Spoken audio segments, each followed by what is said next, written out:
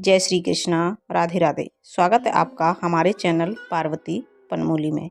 आज हम सुनेंगे नवरात्रि के चौथे दिन दुर्गा सप्तशती अध्याय 5 से लेकर 8 तक के पाठ। तो आइए सुनते हैं सभी 4 अध्यायों की पाठ को।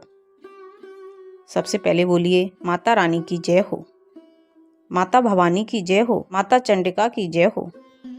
आइए अब सुनते हैं अध्याय 5, जिसके अंदर हम सुनेंगे देवताओं द्वारा देवी की स्तुति, चंड मुंड के मुख से अंबिका के रूप की प्रशंसा सुनकर सुब्ब का उनके पास दूत भेजना और दूत का निराश लौटना। महर्षि मेधा ने कहा, पूर्व काल में सुब्ब निसुब्ब नामक असुरों ने अपने बल के मद से इंद्र का त्रिलोकी का राज्य और यज्ञों के भाग छीन लिए और वह दोनों इसी प्रकार सूर्य, चंद्रमा, धर्मराज और वरुण के अधिकार भी छीनकर स्वयं ही उनका उपयोग करने लगे। वायु और अग्नि का कार्य भी वही करने लगे और इसके पश्चात उन्होंने जिन देवताओं का राज्य भी छीना था उनको अपने अपने स्थान से निकाल दिया। इस तरह से अधिकार छिने हुए दैत्यों द्वारा निकाले हुए देवता हारकर देवी का स्मरण करने लगे। देवी ने हमको वर दिया था कि मैं तुम्हारी संपूर्ण विपत्तियों को नष्ट करके रक्षा करूंगी। ऐसा विचार कर सभी देवता हिमालय पर गए और भगवती विष्णु माया की स्तुति करने लगे। देवताओं ने कहा, देवी को नमस्कार है, शिव को नमस्कार है, प्रकृति और भद्रा को नमस्कार है। हम लोग रुद्र, नित्या और गौरी को नमस्कार करते हैं। ज्योत्सनामयी चंद्र रूपिणी व सुख रूपा देवी को निरंतर नमस्कार है। शरणागतों का कल्याण करने वाली वृद्धि और सिद्धि रूपा देवी को हम बारंबार नमस्कार करते हैं। दुर्गा को दुर्ग स्थलों को पार करने वाली दुर्गपारा को सारा सर्वकारिणी ख्याति कृष्ण और धूम्र देवी को सदैव नमस्कार है। अत्यंत सौम्य तथा अत्यंत रुद्र रूपा को हम नमस्कार करते हैं।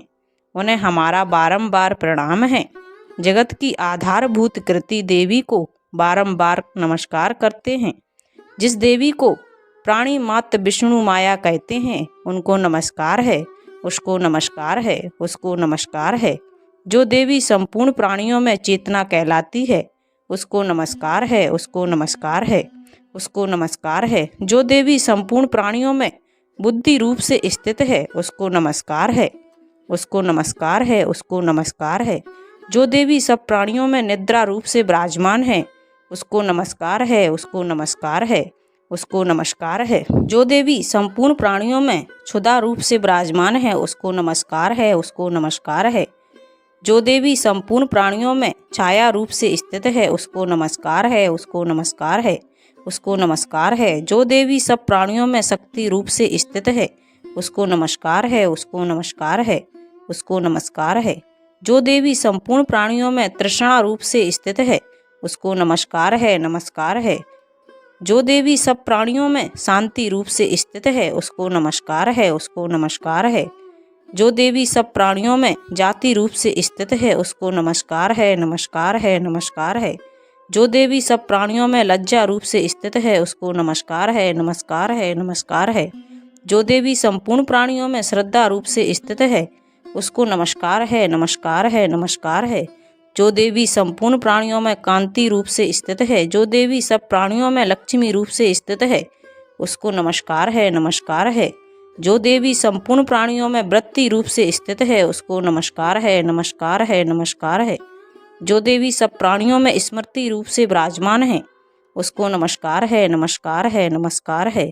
जो देवी सब प्राणियों में दया रूप से स्थित है उसको नमस्कार है। जो देवी सब प्राणियों में तुष्टि रूप से स्थित है उसको नमस्कार है, नमस्कार है। जो देवी संपूर्ण प्राणियों में मात्र रूप से स्थित है उसको नमस्कार है, नमस्कार है, उसको नमस्कार है। जो देवी चैतन्य रूप से इस संपूर्ण संसार को व्याप्त करके स्थित है उसको नमस्कार है, नमस्कार है। पूर्व काल में देवताओं ने अपने अभीष्ट फल पाने के लिए जिसकी स्तुति की है और देवराज इंद्र ने बहुत दिनों तक जिसका सेवन किया है वह कल्याण की साधना भूता ईश्वरी हमारा कल्याण और मंगल करे तथा सारी विपत्तियों को नष्ट कर डाले। असुरों के सताए हुए हम संपूर्ण देवता उस परमेश्वरी को इस समय नमस्कार करते हैं। तथा जो भक्ति पूर्वक स्मरण किए जाने पर तुरंत ही सब विपत्तियों को नष्ट कर देती हैं, वह जगदम्बा इस समय भी हमारा मंगल करके हमारी समस्त विपत्तियों को दूर करे। महर्षि मेधा ने कहा, हे राजन, इस प्रकार जब देवता स्तुति कर रहे थे तो उसी समय पार्वती देवी गंगा में स्नान करने के लिए आईं। तब उनके शरीर से प्रकट होकर शिवा देवी बोली, शुभ दैत्य के द्वारा स्वर्ग से निकले हुए और निशुभ से हारे हुए यह देवता मेरी स्तुति कर रहे हैं।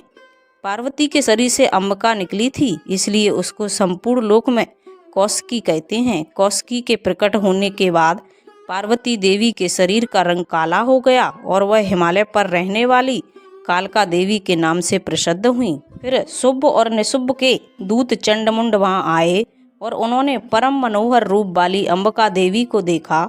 फिर वह शुभ के पास जाकर बोले, महाराज, एक अत्यंत सुंदर स्त्री हिमालय को प्रकाशित कर रही है। वैसा रंग रूप आज तक हमने किसी स्त्री में नहीं देखा। हे असुरेश्वर, आप यह पता लगाइए कि वह कौन है और उसको ग्रहण कर लें। वह स्त्री स्त्रियों में रतन है। वह आपकी कांति से 10 दिशाओं को प्रकाशित करती हुई वहाँ स्थित है, इसलिए आपका उसको देखना उचित है। हे प्रभु, तीनों लोकों के हाथी, घोड़े और मणि इत्यादि जितने रतन हैं वह सब इस समय आपके घर में शोभायमान हैं। हाथियों में रतन रूप ऐरावत हाथी और उच्च श्रवा नामक घोड़ा तो आप इंद्र से ले आए हैं। हंसों द्वारा जुता हुआ विमान जो कि ब्रह्मा जी के पास था अब भी आपके पास है। और यह महापद नामक खजाना आपने कुबेर से छीना है। समुद्र ने आपको सदा खिले हुए फूलों की किंजलिनी नामक माला दी है। वरुण का कंचन की वर्षा करने वाला छत्र आपके पास है। रथों में श्रेष्ठ प्रजापति का रथ भी आपके पास ही है।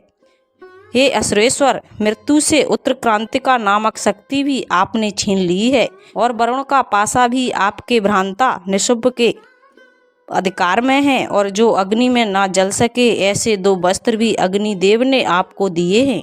हे दैत्यराज, इस प्रकार सारी रतन रूपी वस्तुएं आप संग्रह कर चुके हैं, तो फिर आप यह कल्याणकारी स्त्रियों में रतन रूप अनुपम स्त्री आप क्यों नहीं ग्रहण करते? महर्षि मेधा बोले, चंडमुंड का यह वचन सुनकर शुभ ने विचारा कि सुग्रीव को अपना दूत बनाकर देवी के पास भेजा जाए। पहले उसको सब कुछ समझा दिया और कहा कि वहां जाकर तुम उसको अच्छी तरह से समझाना और ऐसा उपाय करना जिससे वह प्रसन्न होकर तुरंत मेरे पास चली आए। भली प्रकार समझा कर कहना। दूत सुग्रीव पर्वत के उस रमणीय भाग में पहुंचा जहां देवी रहती थीं।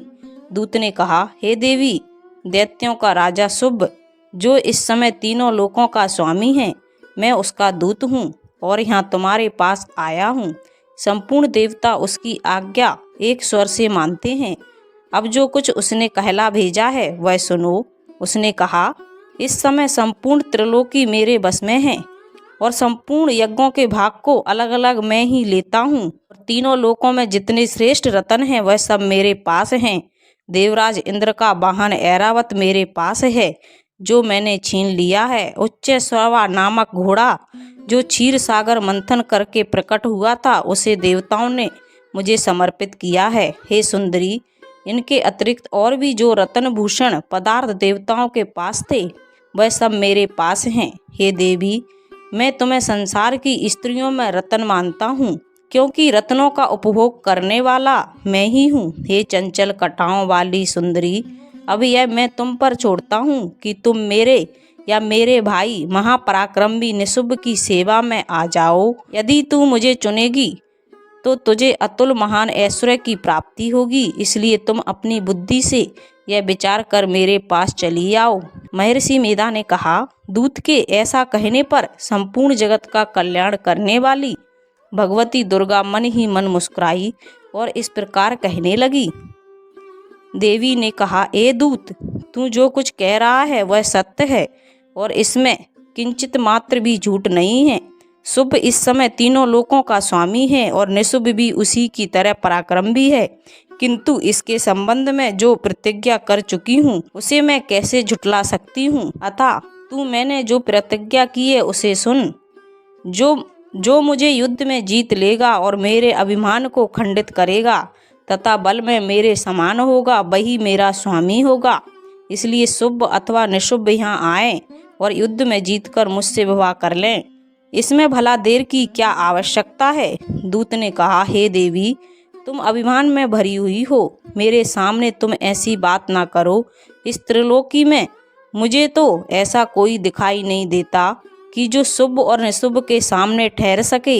हे देवी, जब अन्य देवताओं में से कोई शुभ व निशुभ के सामने युद्ध में नहीं ठहर सकता, तो तुम जैसी स्त्री उनके सामने रणभूमि में कैसे ठहर सकोगी? जिन शुभ आदि असुरों के सामने इंद्र आदि देवता नहीं ठहर पाए, फिर तुम अकेली स्त्री उनके सामने कैसे रुकोगी? इसलिए तुम मेरा कहना मानकर उनके पास चली जाओ, नहीं तो जब वह तुम्हें केस पकड़कर घसीटते हुए ले जाएंगे तो तुम्हारा गौरव नष्ट हो जाएगा। इसलिए मेरी बात मान लो। देवी ने कहा, जो कुछ तुमने कहा ठीक है। शुभ और निशुभ बड़े बलवान हैं, लेकिन मैं क्या कर सकती हूँ, क्योंकि मैं बिना विचारे प्रतिज्ञा दे चुकी हूँ। इसलिए तुम जाओ और मैंने जो कुछ भी कहा है वह सब आदर पूर्वक अपने असुरेंद्र से कह दो। इसके पश्चात जो वह उचित समझें करें। 5वां अध्याय समाप्त होता है। अब सुनते हैं 6ठा अध्याय, जिसमें हम जानेंगे धूम्रलोचन वध। 6ठा अध्याय, जिसमें धूम्रलोचन वध सुनेंगे। महर्षि मेधा ने कहा, देवी की बात सुनकर दूत क्रोध में भरा हुआ वहां से असुरेंद्र के पास पहुंचा और सारा वृत्तांत उसे कह सुनाया। दूत की बात सुनकर असुरेंद्र के क्रोध का कोई ठिकाना नहीं रहा और उसने अपने सेनापति धूम्रलोचन से कहा, धूम्रलोचन, तुम अपनी सेना सहित शीघ्र वहां जाओ और उस दुष्टा के केसों को पकड़कर उसे घसीटते हुए यहाँ ले आओ। यदि उसकी रक्षा के लिए कोई दूसरा खड़ा हो, चाहे वह देवता, यक्ष अथवा गंधर्व भी क्यों ना हो, उसको तुम अवश्य मार डालना। महर्षि मेधा ने कहा, शुभ के इस प्रकार आज्ञा देने पर धूम्रलोचन 60,000 राक्षसों की सेना को साथ लेकर वहां पहुंचा और देवी को देखकर ललकार कर कहने लगा, हरि, तू अभी शुभ और निशुभ के पास चल। यदि तू प्रसन्नता पूर्वक मेरे साथ ना चलेगी तो मैं तेरे केसों को पकड़कर घसीटता हुआ तुझे ले चलूंगा। देवी बोली, दैत्यराज का भेजा हुआ तेरे पास जैसा बलवान यदि बलपूर्वक मुझे ले जावेगा तो ऐसी दशा में मैं तुम्हारा क्या ही कर सकती हूँ। महर्षि मेधा ने कहा। ऐसा कहने पर धूम्रलोचन उसकी ओर लपका, किंतु देवी ने उसे अपनी हुंकार से ही भस्म कर डाला। यह देखकर असुर सेना क्रोध होकर देवी की ओर बढ़ी, परंतु अंबिका ने उन पर तीखे बाणों, शक्तियों तथा फरसों की वर्षा आरंभ कर दी। इतने में देवी का वाहन भी अपनी ग्रीवा के बालों को चटकता हुआ और बड़ा भारी शब्द करता हुआ असुर सेना में कूद पड़ा। उसने कई असुरों अपने पंजों से, कई अपने जबड़ों से और कई को धरती पर पटक कर उन दहाड़ों से घायल कर डाला। उसने कई असुरों के अपने नख से पेट फाड़ डाले और कई असुरों को केवल थप्पड़ मारकर सिर से धड़ अलग कर दिए। कई असुरों की भुजाएं और सिर तोड़ डाले और गर्दन के बालों को हिलाते हुए उसने कई असुरों को पकड़कर उनके पेट फाड़कर उनका रक्त पी डाला। इस प्रकार देवी के उस महाबलवान सिंह ने क्षण भर में असुर सेना को समाप्त कर दिया।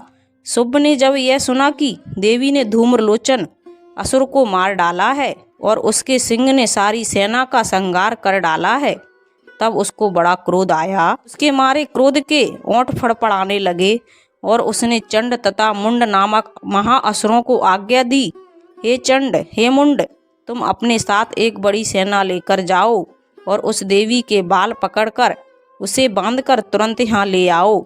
यदि उसको यहाँ लाने में किसी प्रकार का संदेह हो तो अपनी सेना सहित उससे लड़ते हुए उसको मार डालो, और जब वह दुष्टा और उसका सिंह दोनों मर जाएं, तब भी उसको बांध कर ले आना। 6ठा अध्याय यहीं समाप्त होता है। अगला अध्याय सुनते हैं 7वां अध्याय। इसमें सुनेंगे चंड और मुंड का वध। महर्षि मेधा ने कहा, दैत्यराज की आज्ञा पाकर चंड और मुंड चतुरंगिनी सेना को साथ लेकर हथियार उठाए हुए देवी से लड़ने के लिए चल दिए। हिमालय पर्वत पर पहुंचकर उन्होंने मुस्कुराती हुई देवी जो सिंह पर बैठी हुई थी देखा। जब असुर उनको पकड़ने के लिए तलवारें लेकर उनकी ओर बढ़े तब अंबिका को उन पर बड़ा क्रोध आया और मारे क्रोध के उनका मुख काला पड़ गया, उनकी भ्रुकुटियां चढ़ गईं और उनके ललाट में अत्यंत भयंकर तथा अत्यंत विस्तृत मुख वाली लाल आंखों वाली काली प्रकट हुई, जो अपने हाथों में तलवार और पासे लिए हुए थी। वह विचित्र खड्ग धारण किए हुए थी तथा चीते के चर्म की साड़ी एवं नरमुंडों की माला पहन रखी थी। उसका मांस सूखा हुआ था और शरीर केवल हड्डियों का ढांचा था, और जो भयंकर शब्द से दिशाओं को पूर्ण कर रही थी वह असुर सेना पर टूट पड़ी और दैत्यों का भक्षण करने लगी। वह पार्श्व रक्षकों, अंकुशधारी महावतों, हाथियों पर सवार योद्धाओं और घंटा सहित हाथियों को एक हाथ से पकड़ पकड़ कर अपने मुंह में डालती रही, और इसी प्रकार वह घोड़ों, रथों, सारथियों व रथों में बैठे हुए सैनिकों को मुंह में डालकर भयानक रूप से चबा रही थी।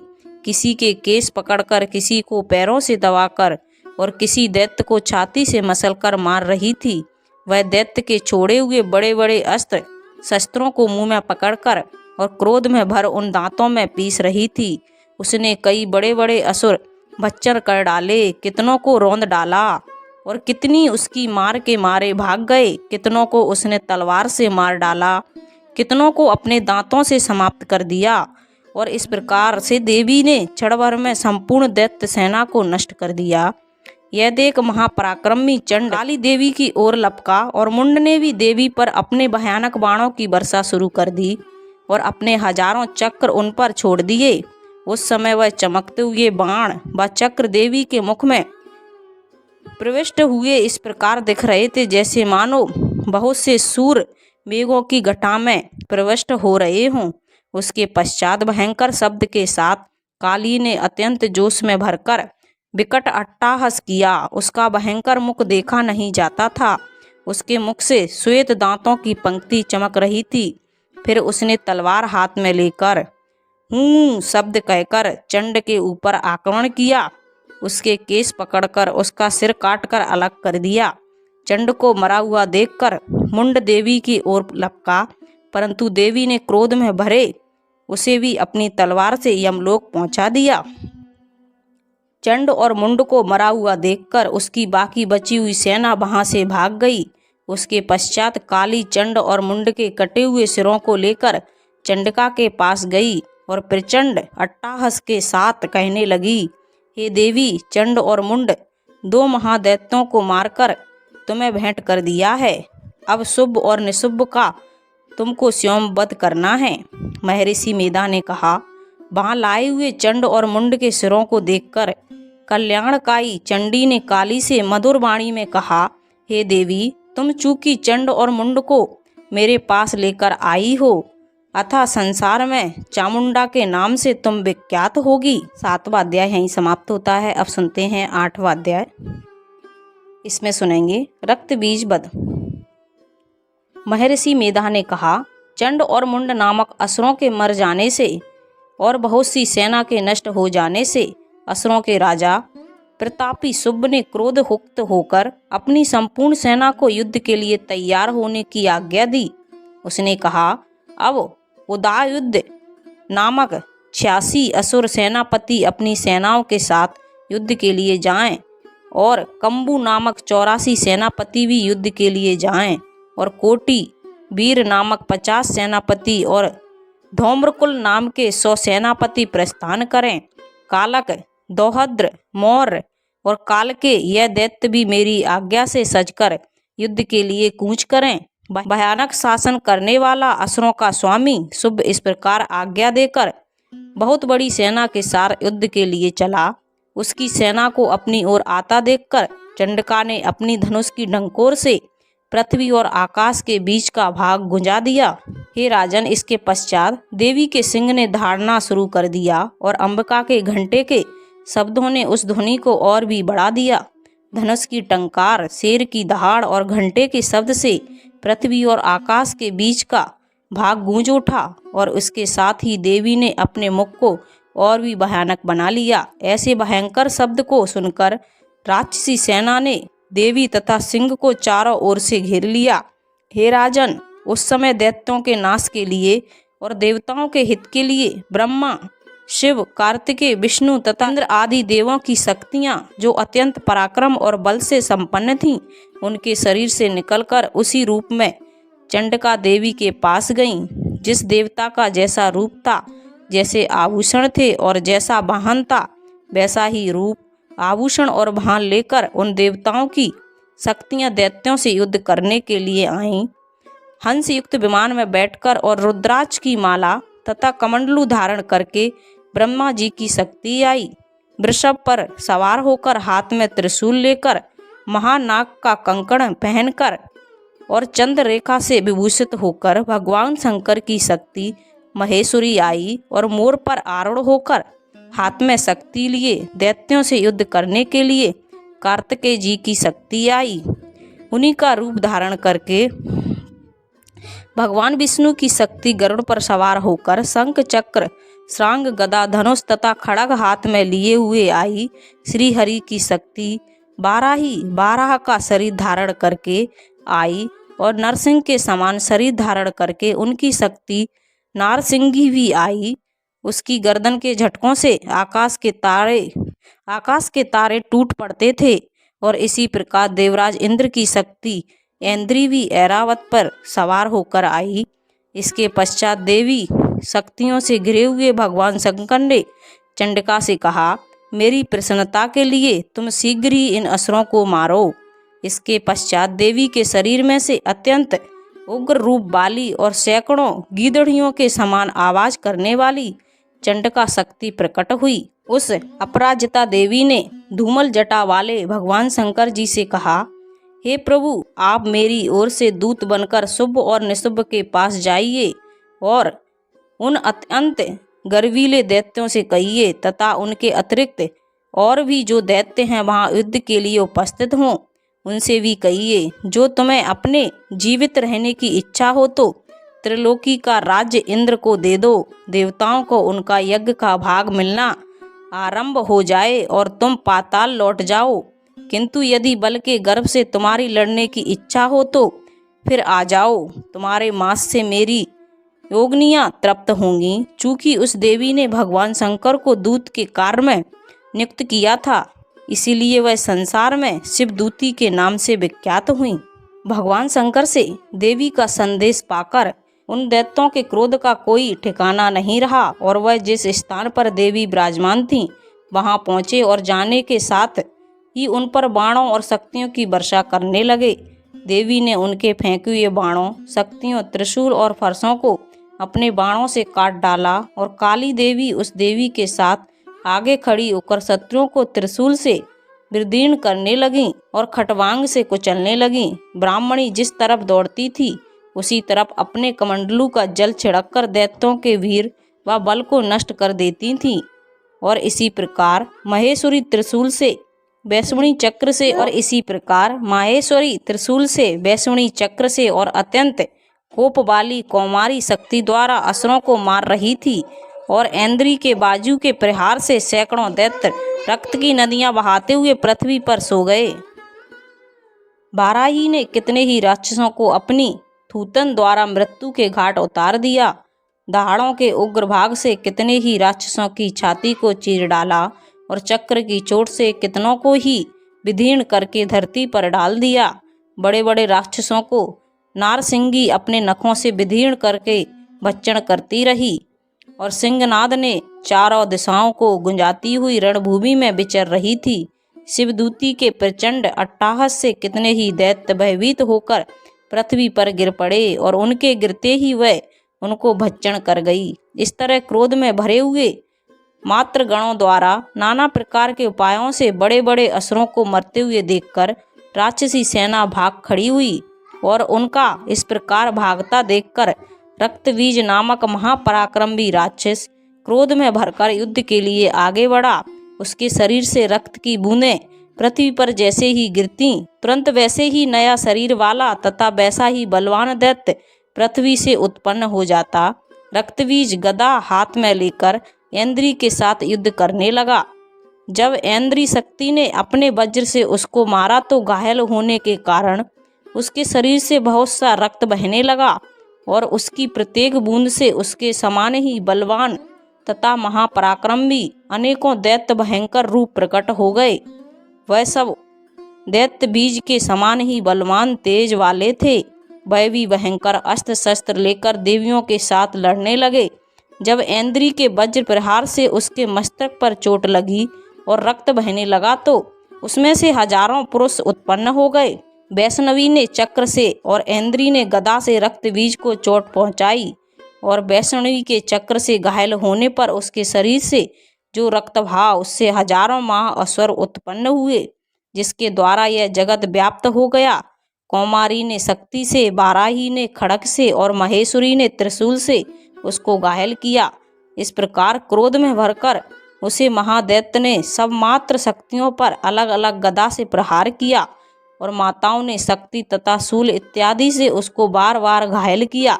उससे सैकड़ों महादैत्य उत्पन्न हुए और इस प्रकार उस रक्त बीज के खून से उत्पन्न हुए असुरों से संपूर्ण जगत व्याप्त हो गया, जिससे देवताओं को भय हुआ। देवताओं को भयभीत देखकर चंडका ने काली से कहा, हे चामुंडे, अपने मुख को बड़ा करो और मेरे शस्त्रघात से उत्पन्न हुए रक्त बिंदुओं तथा रक्त बिंदुओं से उत्पन्न हुए महाअसुरों को तुम अपने मुख से भक्षण करती जाओ। इस प्रकार रक्त बिंदुओं से उत्पन्न हुए महादैत्यों को भक्षण करती हुई तुम रणभूमि में विचरो। इस प्रकार रक्त क्षीण होने से यह दैत्य नष्ट हो जाएगा। तुम्हारे भक्षण करने के कारण अन्य दैत्य नहीं होंगे। काली से इस प्रकार कहकर चंडका देवी ने रक्त बीज पर अपने त्रिशूल से प्रहार किया और काली देवी ने अपने मुख में उसका रक्त ले लिया। तब उसने गदा से चंडका पर प्रहार किया। प्रहार से चंडका को तनक भी कष्ट न हुआ, किंतु रक्त बीज के शरीर से बहता रक्त बहने लगा। लेकिन उसके गिरने के साथ ही काली ने उसको अपने मुख में ले लिया। काली के मुख में उस रक्त से जो असुर उत्पन्न हुए उनको उसने भक्षण कर लिया और रक्त को पीती गई। रक्त बीज को जिसका की खून काली ने पिया था, चंडका ने उस दैत्य को वज्र, बाण, खड़ग तथा सृष्टि इत्यादि से मार डाला। हे राजन, अनेक प्रकार के शस्त्रों से मारा हुआ और खून से वंचित वह महादैत्य रक्त बीज पृथ्वी पर गिर पड़ा। हे राजन, उसके गिरने से देवता अत्यंत प्रसन्न हुए और माताएं उन असुरों का रक्त पीने के बाद उद्यत होकर नृत्य करने लगीं। अध्याय 8 यहीं समाप्त होता है। आज के लिए हम इतना ही सुनेंगे। अगर दुर्गा सप्तशती के अध्याय 5, 6, 7, 8 अगर आपको अच्छे लगे तो प्लीज़ चैनल को लाइक, शेयर एंड सब्सक्राइब कीजिए। साथ में बेल आइकन को ऑन कर लीजिए ताकि जब भी लेटेस्ट वीडियो अपलोड करें उसकी जानकारी सबसे पहले आपको मिल जाए। और कमेंट में जय चामुंडाई अवश्य लिखिए और अगली वीडियो में हम 9वां और 10वां अध्याय सुनेंगे।